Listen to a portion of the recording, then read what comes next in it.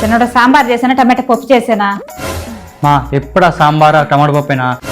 మా ఆడియన్స్ అందరూ non veg recipe అడుగుతున్నారు మా. మంచి నాన్ వెజ్ రెసిపీ ఏదైనా చేయమా. సరే నీకోసం ఫ్రెష్గా రొయ్యలు కూర చేస్తాలే.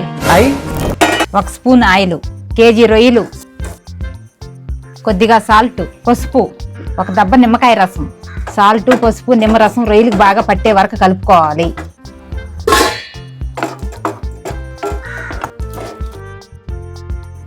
ఐదు స్పూన్ల ఆయిల్, చెక్క మొగ్గ, 1/4 కప్పు ఉల్లిపాయలు, 2 పచ్చిమిరపకాయలు, 1/2 కప్పు టమాటాలు, 1/2 స్పూన్ అల్లం పేస్టు, సాల్ట్, 1 స్పూన్ కారం, 1 స్పూన్ ధనియాల పొడి, 1/2 స్పూన్ జీలకర్ర పొడి, 1/2 స్పూన్ గరం మసాలా, 1 రెమ్మ కరివేపాకు, 2 కప్పులు నీళ్లు,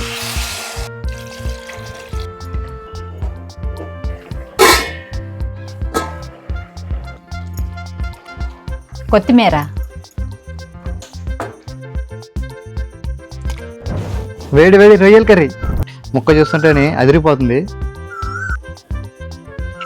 మరి ఉడికింది ముక్క. సామాన్యంగా నెక్స్ట్ లెవెల్.